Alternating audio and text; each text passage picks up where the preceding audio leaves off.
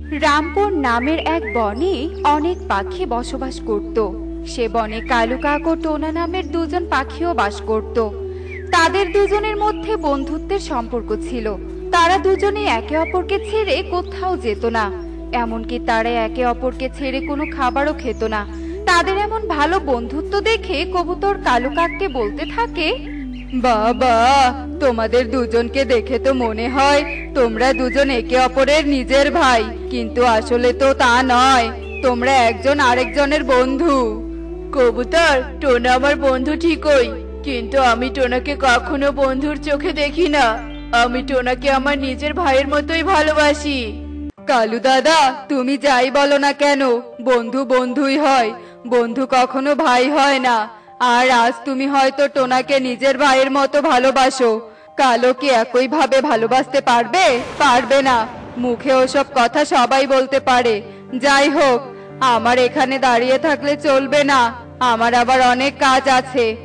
এ কথা বলে কবুতর সেখান থেকে চলে যায়। আর কালু কাক একা একা ভাবতে থাকে। তখনই সেখানে টোনা চলে আসে।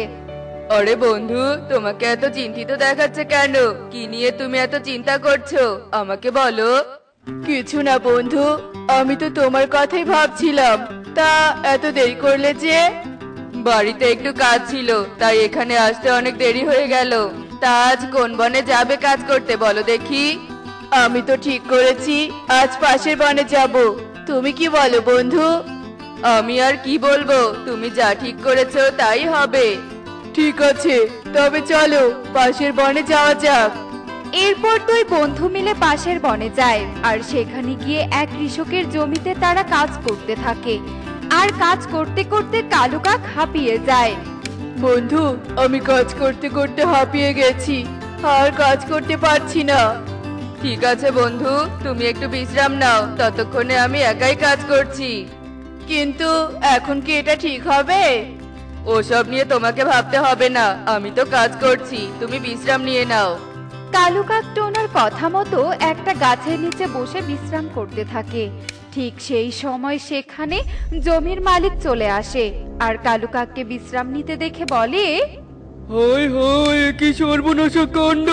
কাজ বাদ দিয়ে যে কালু ঘুমিয়ে পড়েছে, কাজে ফাঁকি দিয়ে আমার কাছ থেকে বেশি টাকা নেয়া। দাঁড়া, আজ কালুকে দেখাবো মজা। এ কি মালিক, আপনি এখানে কেন? আমি দেখতে এসেছিলাম আসলে তোরা কাজে ফাঁকি দিস কিনা, কিন্তু তোকে দেখে তো মনে হচ্ছে তুই ভালোই কাজ করছিস, আর কালু তো পড়ে পড়ে ঘুমাচ্ছে। আসলে মালিক, কালু একটু ক্লান্ত হয়ে পড়েছে, তাই একটু ঘুমিয়ে পড়েছে। হয়েছে হয়েছে, আমাকে আর কিছু বোঝাতে হবে না, যা বোঝার তা আমি ভালো করেই বুঝে গেছি। এসব কথা বলতে বলতে কালু কাকের ঘুম ভেঙে যায়।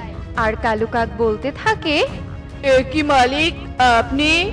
হ্যাঁ আমি। মনে হচ্ছে আমাকে দেখে খুব অবাক হয়ে গেছিস। সেটা কেন হব মালিক? শোন কালু, এমনিতেই তুই কাজে অনেক ফাঁকি দিয়েছিস, তার উপর এখন কথা বাড়িয়ে বাকি দিনটা পার করে দিতে চাইছিস, সেটা আমি হতে দিব না। তোরা এখন কাজ কর, কাজ শেষে তোদের সাথে কথা হবে। এ কথা বলে জমির মালিক সেখান থেকে চলে যায়। আর টোনা ও কালু কাক বাকি কাজটুকু শেষ করে মালিকের কাছে যায়। তোরা এসেছিস, দাঁড়া, আমি তোদের পারিশ্রমিক দিয়ে দিচ্ছি। এই নে কালু, তোর 500 টাকা, আর টোনা তোর 1000 টাকা। কিন্তু মালিক, আমার 500 টাকা কেন? কারণ তুই কাজে ফাঁকি দিয়েছিস, তাই তোর পারিশ্রমিক থেকে 500 টাকা কেটে নিয়েছি। আর টোনা কাজে কোনো ফাঁকি দেয়নি, তাই ও পুরো পারিশ্রমিক পেয়েছে। এখন তোরা বাড়ি ফিরে যা, আমি আর কথা বাড়াতে চাই না। মালিক এ কথা বলেই তার ঘরে চলে যায়।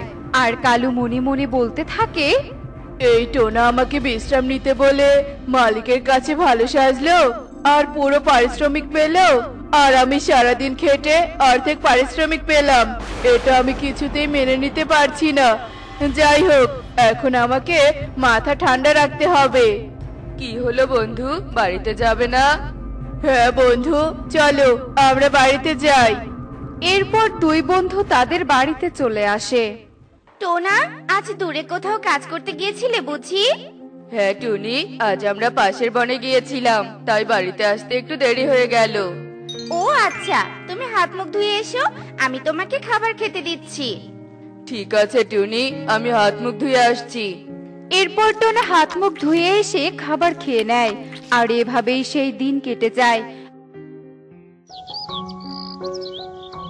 আর পরের দিন সকালে টোনা ও কালু কাক পাশের বনে যায় কাজ করতে।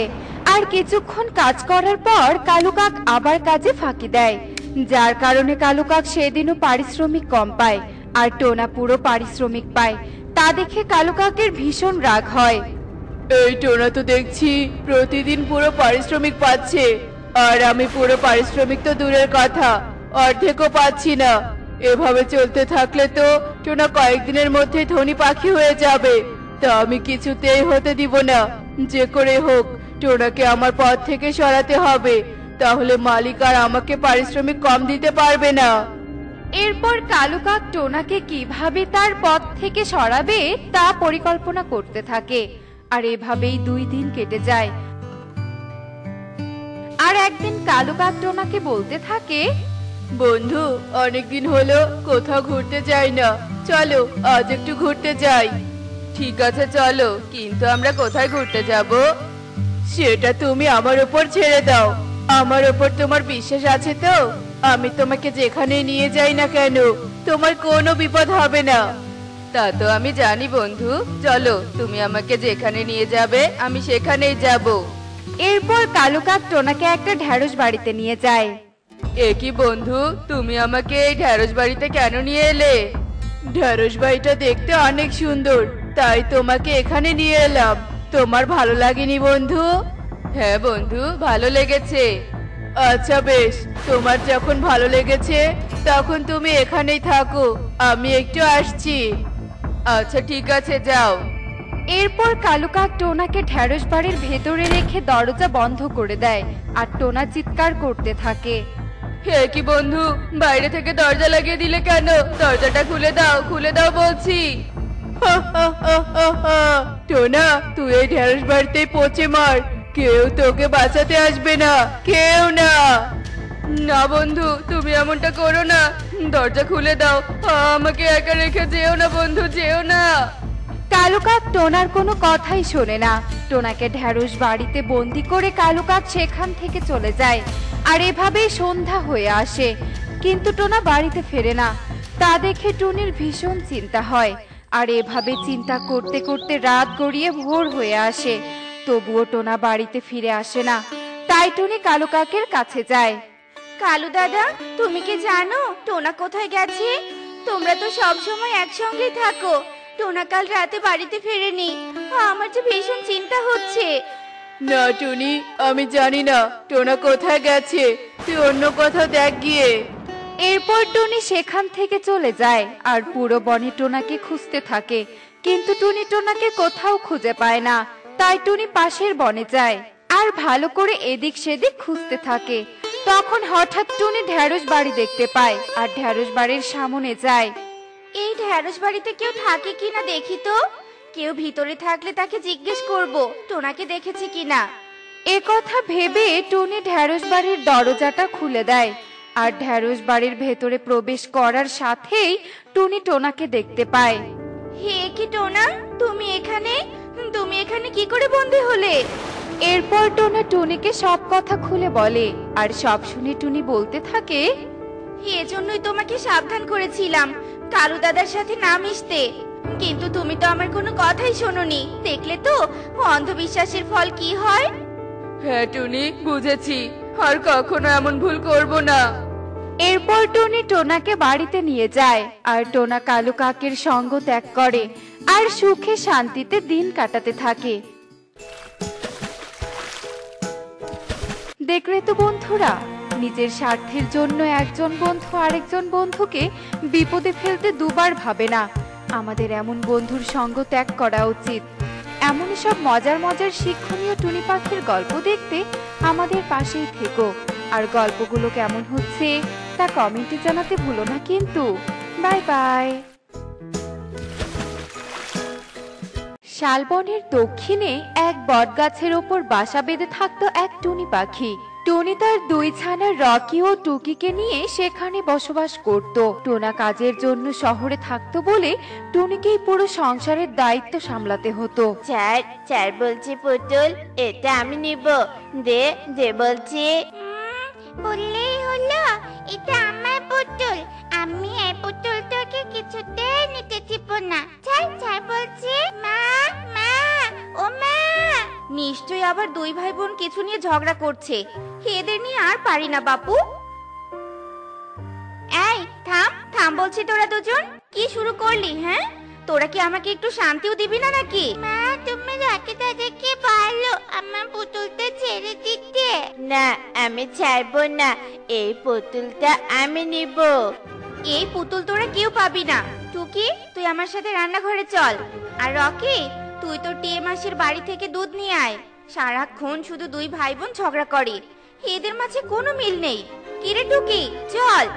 এরপর টুনি টুকিকে নিয়ে ঘরে যায় আর রকি রাগ করে টিয়ের বাড়ির উদ্দেশ্যে চলে যায়। টুকি রান্নাঘরে একা একা কেক বানাচ্ছিল। আজ আমি নতুন ডিজাইনে কেক বানাবো। কি করা যায় কি করা যায়?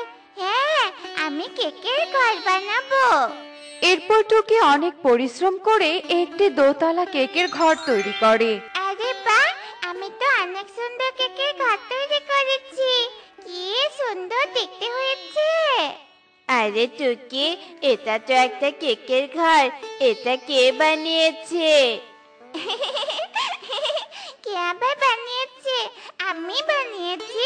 কত সুন্দর হয়েছে দেখ। এই কেকটা আমি ভেজে রেখে দেব। বাবা শহর থেকে এলে আমি বাবাকে দেখাবো। এত সুন্দর কেকটা তুই না খেয়ে ফ্রিজে রেখে দিবি? তা তো আমি হতে দিব না। এই কেকের ঘরটা দেখে খুব লোভনীয় লাগছে, তাই আমি এই কেকের ঘরটা খেয়ে ফেলবো।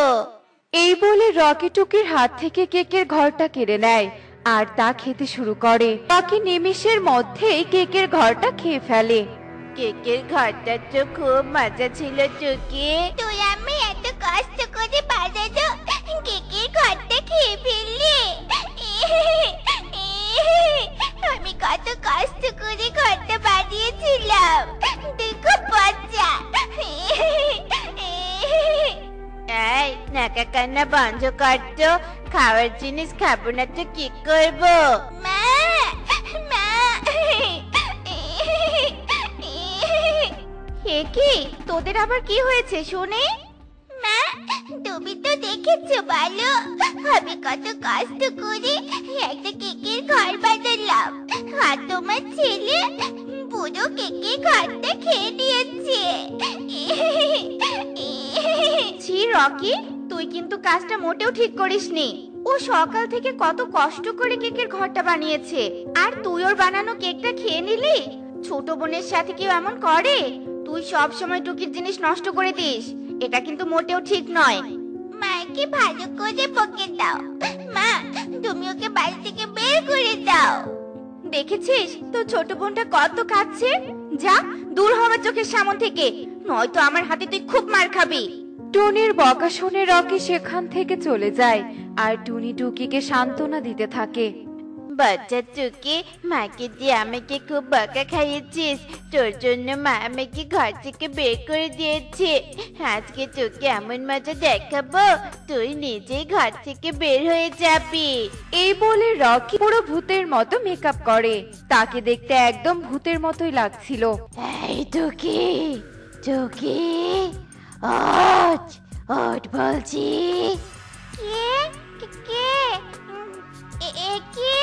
কে কে কে তুমি? আমাকে চিনতে পারছিস না? আমি হলাম ভূত।